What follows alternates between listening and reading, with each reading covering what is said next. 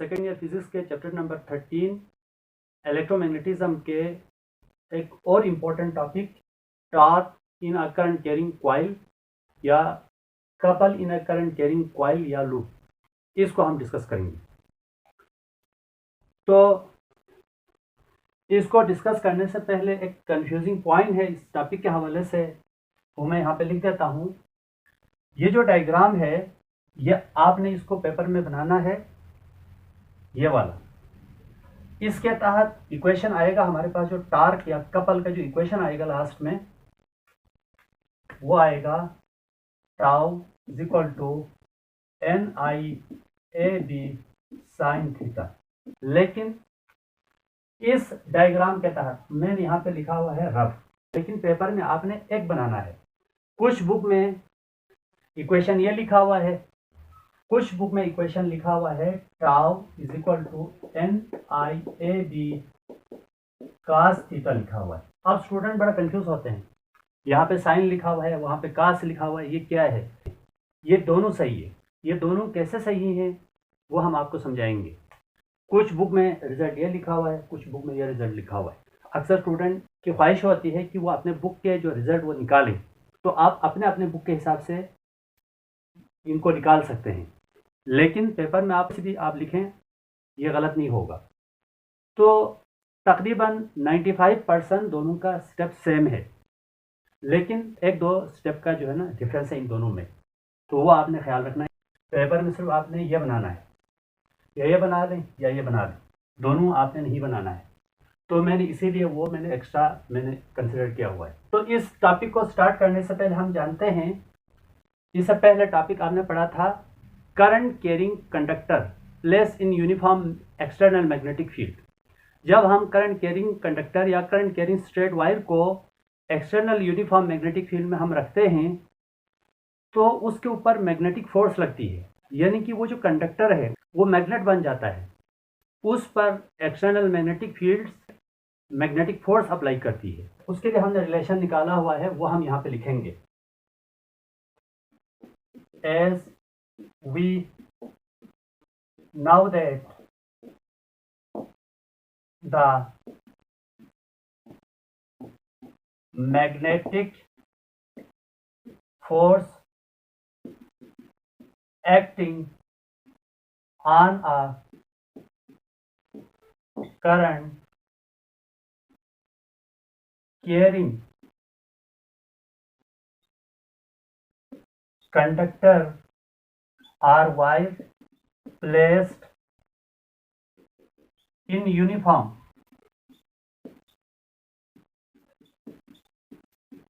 external magnetic field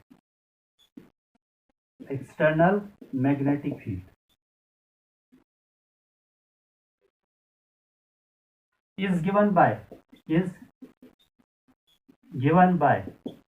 जो external magnetic field में हम करंट कैरिंग कंडक्टर या वायर को हम रखते हैं, तो उस करंट कैरिंग कंडक्टर या वायर के ऊपर एक्सटर्नल मैग्नेटिक फील्ड में जो मैग्नेटिक फोर्स लगती है उसका फार्मूला है F is equal to ILB sine theta. इस एक्सप्रेशन के तहत हम इसको आसानी के साथ हम इसको डिस्क्राइब कर सकते हैं। तो करंट कैरिंग कंडक्टर को हम मैग्नेटिक फील्ड में रखते हैं, तो उसके ऊपर मैग्नेटिक फोर्स लगती है, क्योंकि करंट कैरिंग कंडक्टर एक मैग्नेट बन जाता है। सिमिलर केस यहाँ पर भी है। जब करंट कैरिंग कॉइल या करंट कैरिंग लूप उसको हम मैग्नेटिक फील्ड में रखते हैं, तो वो भी मैग्नेट बनता है और उसके ऊपर भी मैग्नेटिक फोर्स लगती है। उनके ऊपर two equal and opposite magnetic force लगती है, जिसकी वजह से वो कॉइल रोटेट करती है। जब हम जानते हैं वो फोर्स जो कॉइल को रोटेट करती है उसको हम कहते हैं टॉर्क। इसीलिए हमने टॉपिक के शुरू में लिखा है टॉर्क एक्टिंग करंट लूप या torque acting on current carrying loop या कॉइल। और यहाँ पर जो टॉर्क पैदा हो रहा है वो डबल टॉर्क पैदा हो रहा है। डबल टॉर्क को हम कहते हैं कपल। तो आप इस टॉपिक को यूं भी कह सकते हैं couple acting on current carrying coil या कंडक्टर।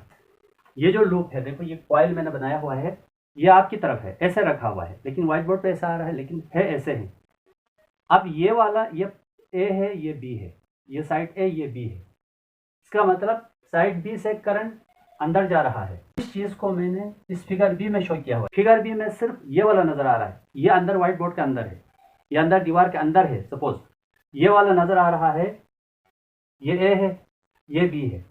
ए से देखो बाहर आ रहा है करंट, तो बाहर आ जाए तो उसको डॉट से शो करते हैं, अंदर करंट चला जाए तो क्रॉस से शो करते हैं। फर्स्ट ऑफ ऑल हम इस फिगर के तहत हम इसको सॉल्व करेंगे। सपोज ए बी साइड ले लें, तो ये जो ए बी है वो स्ट्रेट वायर या कंडक्टर बन रहा है। इसी तरह बी सी को ले लें तो ये भी एक स्ट्रेट वायर है। सी डी को ले लें, ये एक स्ट्रेट वायर है या कंडक्टर है। डी ए को ले लें, वो एक कंडक्टर है। तो हम इस फार्मूले को यहाँ पे भी आप इजीली आप अप्लाई कर सकते हैं। तो हम फर्स्ट ऑफ ऑल लिखेंगे फॉर साइड ए बी।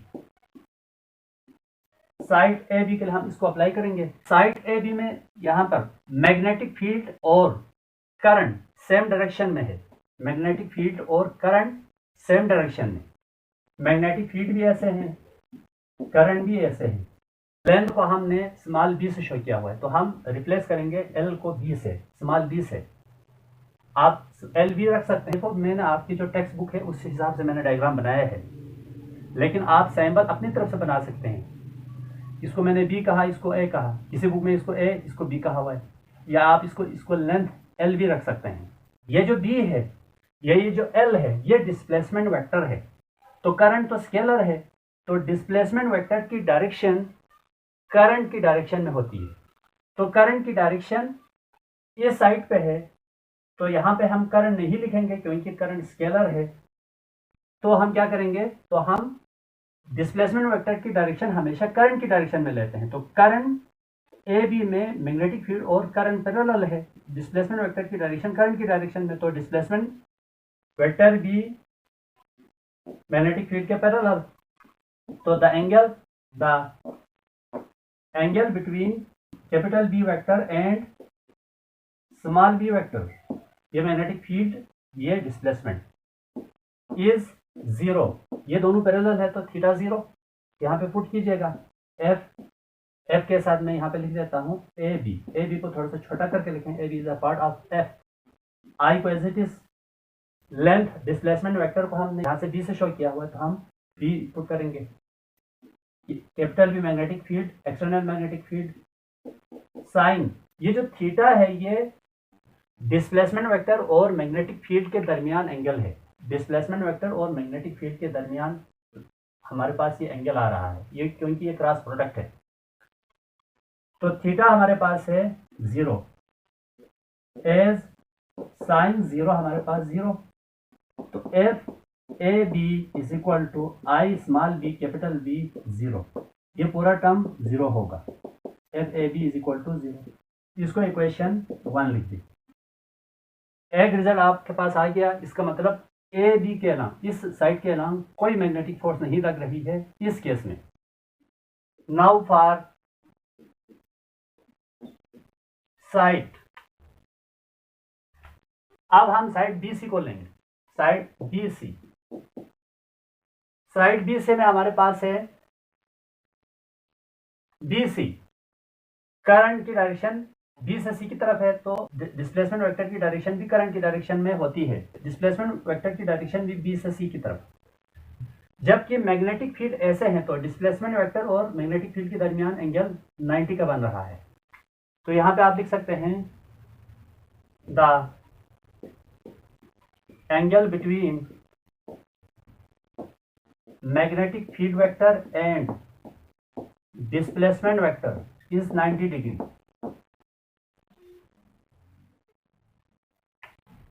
इसको आप इक्वेशन नंबर ए लिखते हैं। इक्वेशन ए इंप्लाइज दैट, यूं भी लिख सकते हैं। यहाँ पे लिखो equation A implies that.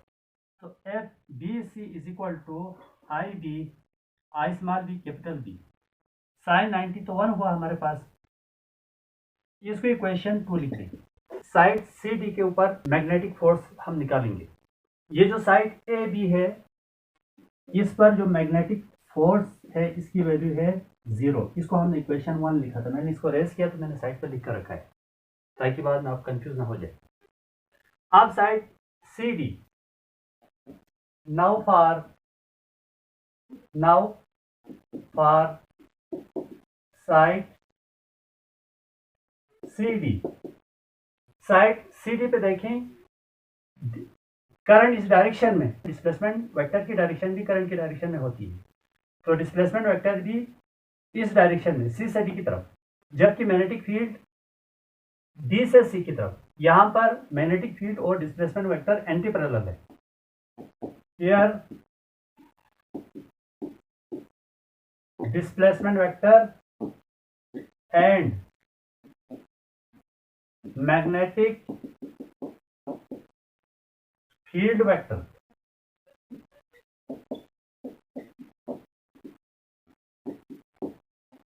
Are anti parallel.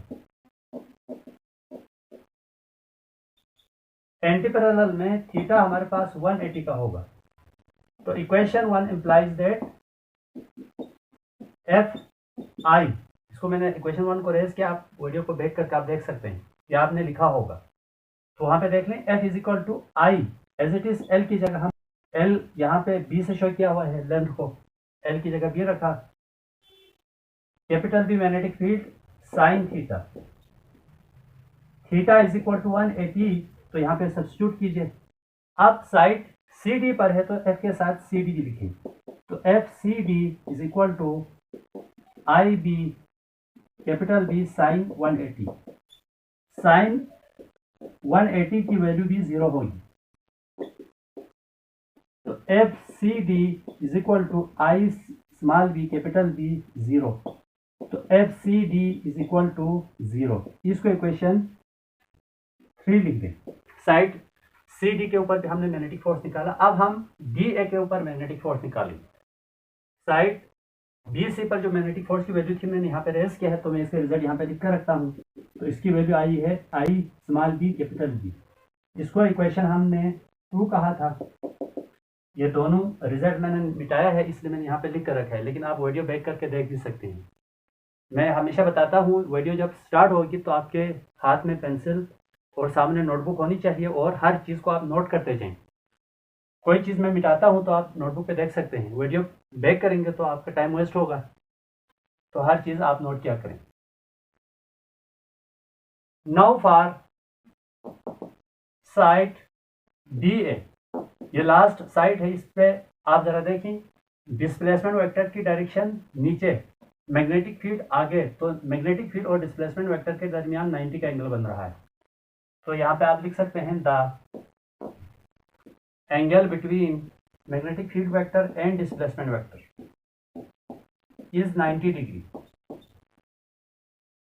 Equation 1 implies that F side B A है, तो मैं यहाँ पे लिखता हूँ एफ के side B A is equal to I L की जगह बी साइन थीटा की जगह 90 मैंने रखा है, तो F B A is equal to I small B.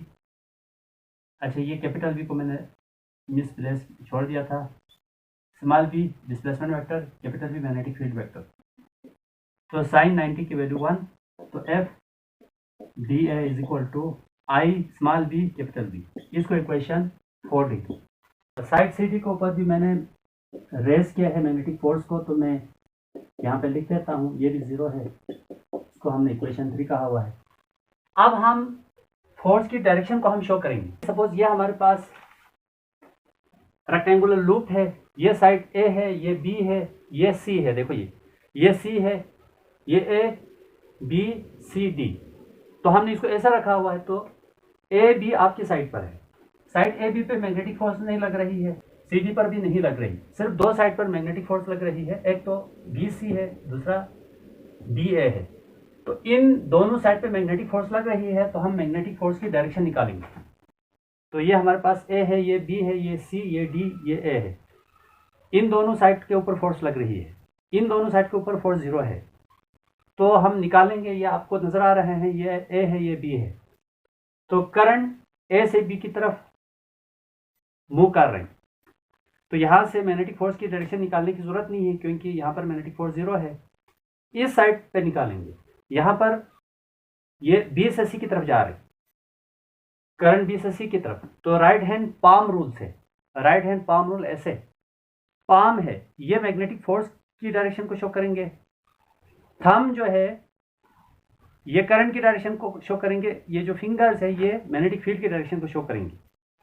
तो बी से सी की तरफ करंट फ्लो हो रहा है, तो मैं क्या करूंगा, मैं थंब को करंट की डायरेक्शन में, डिस्प्लेसमेंट वेक्टर की डायरेक्शन में, फिंगर को magnetic field left to right, magnetic field है तो मैंने लेफ्ट टू राइट किया हुआ है, पाम अंदर की तरफ, यानी कि व्हाइट बोर्ड के अंदर जा रही है मैग्नेटिक फोर्स, यानी कि इस साइड पर मैग्नेटिक फोर्स अंदर की तरफ लग रही है, तो मैंने यहाँ पे शो किया। अंदर तो हम नहीं बना सकते, हम इसको डोनट बनाते हैं।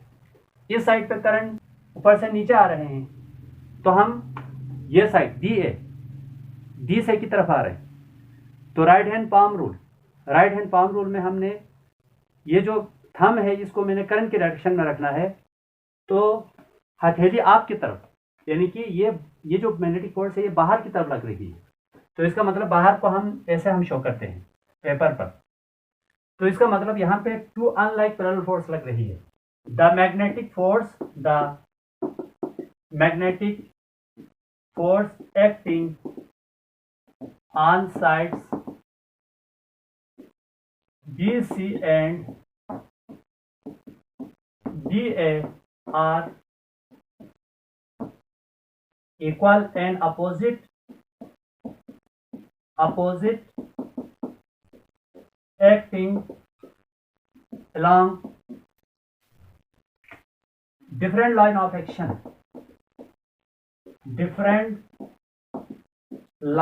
action, यानी कि ये दोनों फोर्स डिफरेंट पॉइंट पर लग रही है, तो लाइन ऑफ एक्शन डिफरेंट होगी। इसकी लाइन ऑफ एक्शन ये है, देखो ये इसकी लाइन ऑफ एक्शन ये वाली।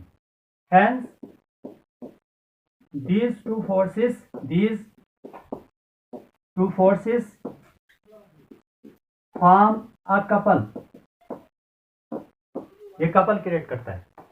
कपल का फार्मूला हम यहाँ पे लिखेंगे, टार्क ऑफ कपल को टाउ से शो करेंगे, यहाँ पे मैं लिखूंगा कपल, यह हमारे पास F1 है, यह हमारे पास F2 है। एक टार्क यहाँ पे पैदा हो रहा है F1 cross A/2 plus F2 cross A/2 as F1 is equal to F2 is equal to F, ये मैग्नीट्यूड सेम है, तो हम यहाँ पे पुट कर सकते हैं torque couple is equal to F cross A/2 plus F cross A/2, F common out कर देंगे,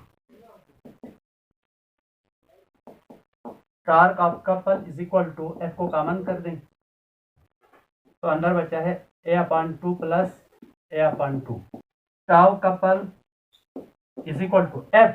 आप देखो ना F सिंगल फोर्स की शक्ल में आ गई है, तो हम इसका मतलब F1 F2 बराबर है हमारे पास, F1 is equal to F2 is equal to IDA, equation 2 and 4 से, from equation 2 and 4, equation 2 and 4 से ये हमें पता है, तो हम इन दोनों को सम नहीं करेंगे, ये इक्वल है तो हम सिंगल वैल्यू पुट करेंगे, क्योंकि यहाँ पे हमने कॉमन आउट किया है, तो ये सिंगल फोर्स आपने पुट करनी है, एडिशन नहीं करनी।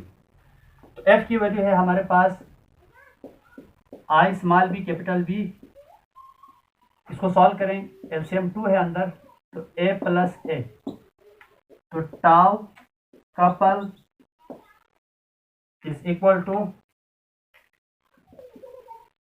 I small b capital B 2A divide by 2, ये 2 कैंसिल, तो टाउ कपल I, ये स्मॉल b जो है ना लेंथ है, स्मॉल b लेंथ है, स्मॉल a विड्थ है, तो मैं स्मॉल b के साथ a को लिख देता हूँ, क्योंकि ये लेंथ और विड्थ है। मैग्नेटिक फील्ड को मैं लास्ट में लिख देता हूँ, वेयर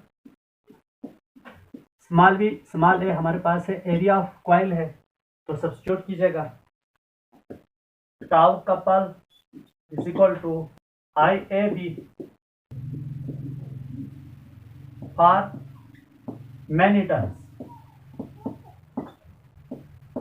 ये सिंगल टर्न के लिए है, मैनी टर्न के लिए इक्वेशन ए बनेगा tau couple is equal to NIAB, इसको याद रखने के लिए आसान होगा, नायाब NIAB, इसको इक्वेशन बी। अब ये केस हमारे पास क्या है, जब ये जो प्लेन है ये मैग्नेटिक फील्ड के पैरेलल हो, जब कॉइल का प्लेन मैग्नेटिक फील्ड के पैरेलल हो, ऐसे हो, कॉइल का प्लेन मैग्नेटिक फील्ड के पैरेलल है लेकिन एरिया वेक्टर मैग्नेटिक फील्ड के परपेंडिकुलर हो, तो ये दोनों इक्वेशन वैलिड है। लेकिन हमेशा हमें ऐसा नहीं मिलेगा। 90% हमें ये जो कॉइल कोई एंगल पे हमें मिलता है, हमें किसी एंगल पे मिलता है, तो हम वो एंगल वाला जो केस है हम उसको डिटरमाइन करेंगे। When the coil at some angle with magnetic field,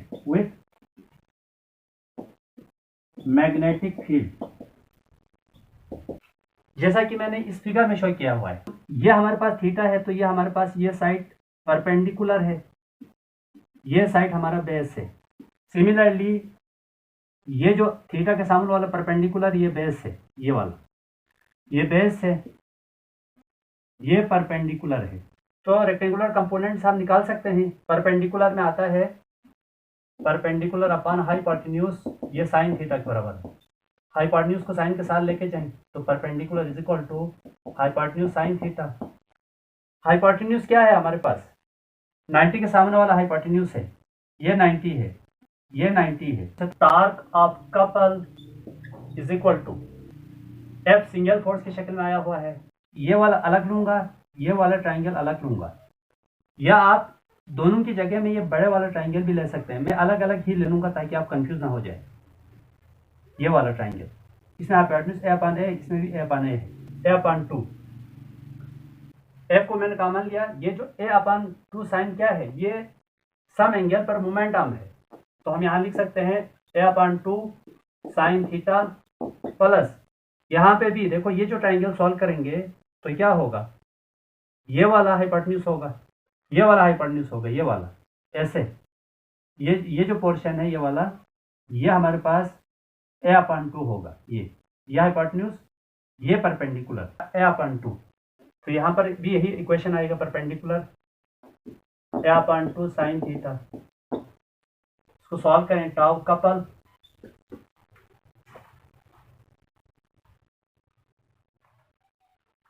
F, इनके एलसीएम लें 2, तो A sine theta plus A sine theta, तो tau couple is equal to F 2a sine theta divide by 2, 2 cancel, tau couple is equal to F A sine theta. F हमारे पास है I small B capital B, F की जगह put कीजिए, tau couple is equal to I small B capital B A sine theta. A को small B के साथ लिखें, couple I small B length है, ये लेंथ विड्थ भी लेंथ है, तो मैं सेम सिमिलर टर्म को सिमिलर टर्म के साथ लिखूंगा, बी साइन थीटा। ये बी ए है हमारे पास एरिया, एरिया के इक्वल है, तो यहाँ पे एरिया पुट कीजिए, tau couple is equal to I A B sine theta. ये आया हमारे पास, एक्सप्रेशन आया एट सम एंगल, इसको इक्वेशन से लिख दें।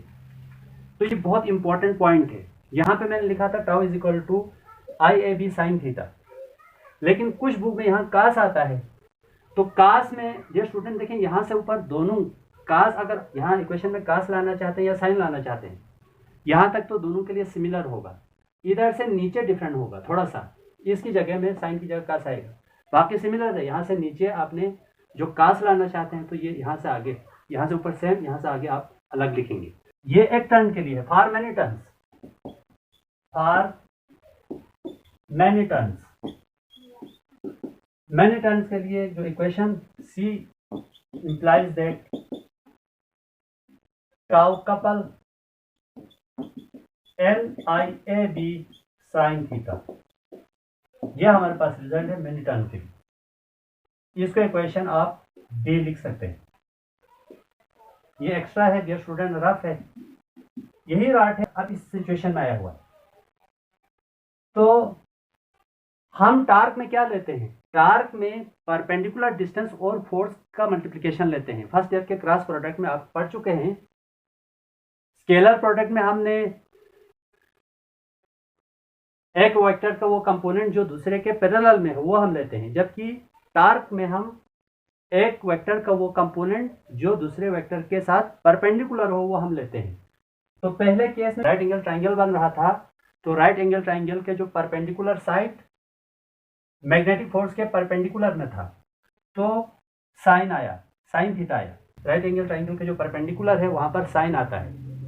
तो बाई चांस आपके magnetic force right angle triangle के परपेंडिकुलर के साथ परपेंडिकुलर था, तो यहाँ पर साइन आया। लेकिन यहाँ पर ऐसा नहीं है, यहाँ पर हमने ये थीटा लिया, तो ये परपेंडिकुलर, ये बेस, ये हाइपोटेन्यूज। अब इस राइट एंगल ट्राइंगल का परपेंडिकुलर इस फोर्स के साथ पैरेलल में है, तो यहाँ पर तो साइन थीटा आएगा, वो नहीं ले सकते हम। यहाँ पर हमारे पास आएगा a/2 साइन थीटा, ये हम नहीं ले सकते क्योंकि ये पैरेलल में है। पैरेलल से टार्क पैदा नहीं होता, दो वेक्टर परपेंडिकुलर होना चाहिए, मोमेंट आर्म और फोर्स परपेंडिकुलर, तब टार्क पैदा होता है। राइट एंगल ट्राइंगल का बेस परपेंडिकुलर है फोर्स के, तो ये साइड यूज होगा। तो यहाँ पे तो कास है, तो आप लिख सकते हैं torque of couple is equal to, F तो सेम है, मोमेंट आर्म यहाँ पे होगा a/cos theta. Right angle triangle का बेस फोर्स के साथ परपेंडिकुलर है, यहाँ पे भी होगा a/2 cos theta. Tau couple is equal to, F की जगह हम रखेंगे I small B capital B, 2 LCM a cos theta plus a cos theta. तो tau couple is equal to I small B capital B, 2a cos theta divide by 2, ये 2 cancel, तो tau couple I small B capital B, जो small A है मैं small B के साथ लिखूंगा capital B को लास्ट में, cos थीटा। ये जो स्मॉल बी कैपिटल बी की जगह हम एरिया रखेंगे, टाउ कपल, मैं यहाँ पे लिख देता हूँ tau couple is equal to IAB cos theta. तो tau couple is equal to N turn के लिए होगा NIAB cos थीटा। अब देखिए दोनों सिमिलर टर्म है, हमें चाहिए राइट एंगल ट्राइंगल का, हमें वो साइड चाहिए जो फोर्स के साथ परपेंडिकुलर हो। ड्यूरिंग मोशन देखो आपके ऊपर डिपेंड है ना, एंगल आप ले रहे हैं, आप ये एंगल भी ले सकते हैं, ये एंगल भी ले सकते हैं। तो एंगल जब हमने ये लिया, राइट एंगल ट्राइंगल है, उसका बेस परपेंडिकुलर है, तो यहाँ पे cos थीटा आया। पहले फिगर में राइट एंगल ट्राइंगल का परपेंडिकुलर फोर्स के साथ परपेंडिकुलर था, इसलिए पहले में साइन आया, लेकिन दोनों सही है, ये आपके ऊपर डिपेंड है। अब ये जो दो फोर्सेस है देखो, ये इस एंगल पर जब होते हैं ना, ये फोर्स ऐसे लग रही है ऐसे, तो क्या होता है जब ये प्लेन पैरेलल है, एरिया वेक्टर परपेंडिकुलर है मैग्नेटिक फील्ड के, तो एंगल मैक्सिमम, टार्क मैक्सिमम। जब ये रोटेट करेगा तो एंगल कम होता जाएगा, तो टार्क भी कम होगा। क्यों? मोमेंट आर्म कम होता है। कैसे कम होता है? इस वक्त मोमेंट आर्म ये है, अब मजीद टर्न करे तो क्या होगा, ये जो फोर्स है ये आगे शिफ्ट होती हुई जाती है ऐसे, तो मैं मजीद करूंगा तो ये फोर्स ऐसे आ गई, देखो ये ऐसे, ये डिस्टेंस मजीद कम हो गया। अगर ये वर्टिकल आ जाए ना, तो फिर ये फोर्स दोनों लाइन ऑफ एक्शन सेम होती है, तो टार्क जीरो होती है। जब ऐसे है तो मोमेंटम ज्यादा, टार्क ज्यादा, एंगल ज्यादा। टर्न करते जाएंगे तो क्या होगा, मोमेंटम कम होगा तो एंगल भी कम होगा, तो टार्क कम होता जाएगा। इस सिचुएशन में टार्क मिनिमम होगा। ड्यूरिंग रोटेशन CD और AB पैरेलल और एंटी पैरेलल नहीं होगा, यानी कि पहले यहाँ पर कोई फोर्स नहीं लग रही थी। इस सिचुएशन में जब किसी एंगल पे